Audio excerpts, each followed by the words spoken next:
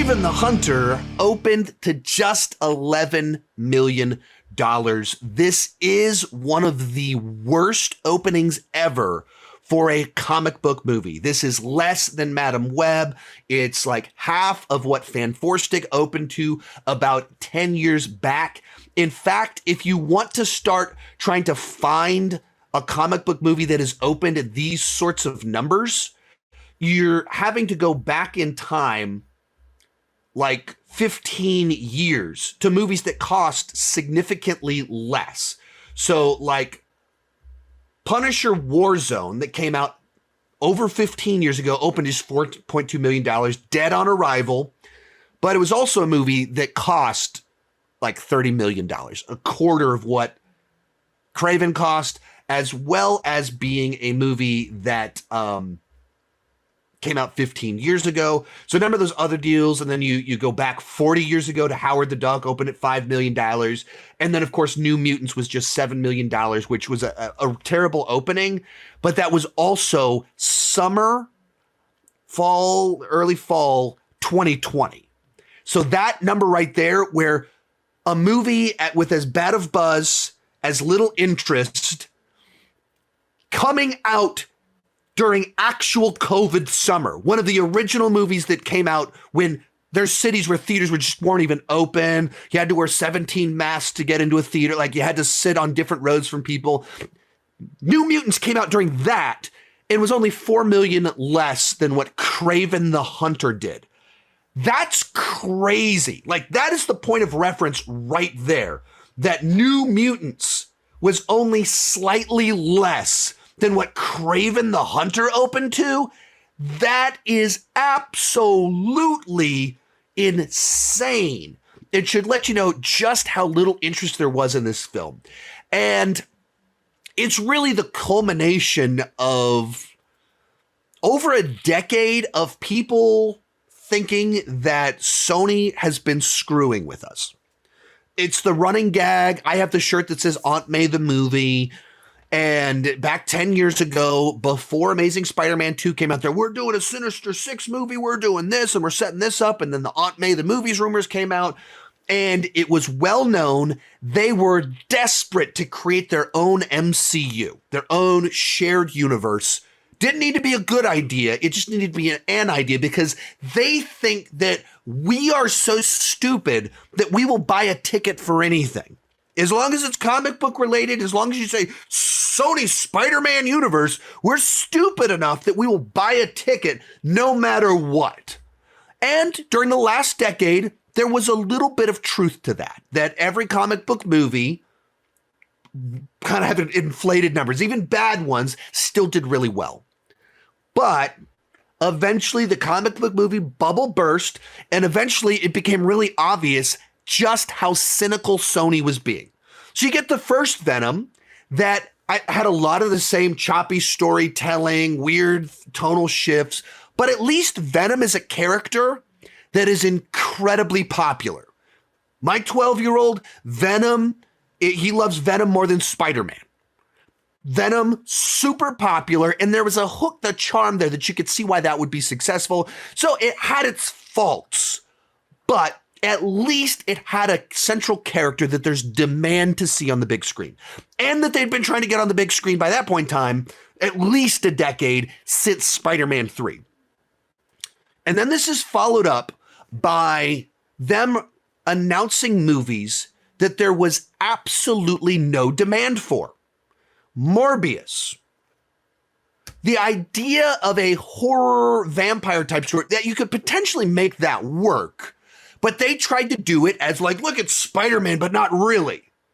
In which case there's no demand for that. No demand for you screwing with me, putting in the trailer graffiti on the wall of Spider-Man and then Oscorp in the background. You're just screwing with me, trying to bait me into watching a Morbius movie that obviously has nothing to actually do with Spider-Man. And you're even throwing Michael Keaton in there. You're lying to me. And so that movie opened badly, but even that movie that opened badly opened 3 times more than Kraven the Hunter, because at least at that point in time, there was still a little bit of like, will it tie in? Or like, Are you lying to me as badly as it feels like you're lying to me? And we watched Morbius, a handful of us, and we went, you're lying to us. You're putting out terrible movies. You're putting Spider-Man in the trailer and he's not in the movie. You are putting Oscorp in the trailer and it's not in the movie. You're putting scenes of Michael Keaton in the trailer that are not in the movie. You're lying to me. You are blatantly trying to steal my money and trick me because you think I'm stupid. And then they're like, we're going to do El Muerto, the movie, and get Bad Bunny to star in it. And everyone in the world went, El Muerto? Who is El Muerto? What are you talking about? And then they put out Madame Web, another movie. There is no demand for a Madame Web movie because Madame Web is a Spider-Man villain. Not a character designed to have her own standalone film, but that's not even really what the movie was. The movie is the prequel to the origin story for 4 or 5 D-grade Spider-Man side characters. And you watched the trailer and you immediately went, something's fishy here. Something's not quite right here. The movie doesn't look very good, but also it feels like you're really messing with me.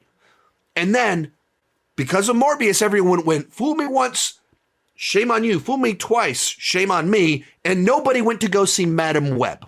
And open to disastrous numbers because everybody went, this makes no sense. This is weird. And then the handful of us that did see it, we went, yeah, you're just lying to us. You're screwing around with people. You put shots of Sydney Sweeney and a Spider-Woman outfit or whatever her character's name was. You put that in the trailer. And there is quite literally 3 seconds of them in their costumes in the movie. It's not in the film, but you put it in the trailer. You lied to us. You blatantly tried to trick us into thinking this was the origin story. The third act will be them in costume battling that guy. Doesn't happen. You lied. What happens after you lie to people repeatedly, as you repeatedly put out bad movies, cynical movies? You put out Kraven the Hunter, a movie, once again, where you take a villain that you apparently didn't think was compelling enough to be the actual villain in a Spider-Man movie. He's not good enough for your actual Spider-Man movies, but you're going to give him his own movie where now he's a secret anti-hero. He's kind of actually just a vigilante. He's not even anti, he's a vigilante. He's out stopping bad guys. And you put multiple Oscar winners in there. And it's just nonsense. It's garbage. The dialogue is so insanely bad, but it's even worse when you realize the movie has been reshot, redubbed, ADR'd to death, and these horrible lines and the horrible delivery is after they fixed all the bad dialogue. That's what they think is better. These are the good lines worth keeping in the movie. These are the ones we didn't have to replace.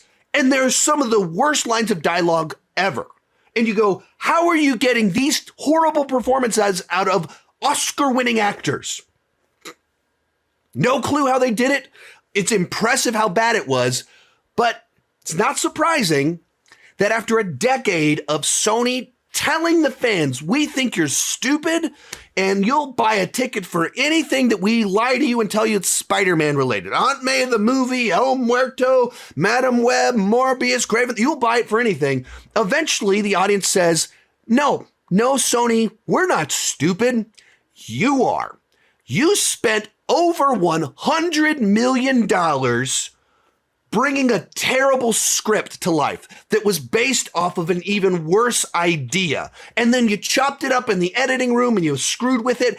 Everything you did makes you look stupid, and we're smart enough to see that. We're smart enough to realize you're messing with us. You are taking advantage of the fact that we love Spider-Man, and you're just trying to milk it to this excessive point in time, and you're the idiots, not us. So you just lost hundreds of millions of dollars.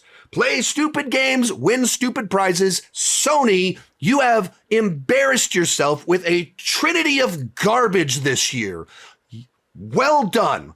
Nicely played. You only played yourself, and you've lost credibility, and you've lost hundreds of millions of dollars. Well done.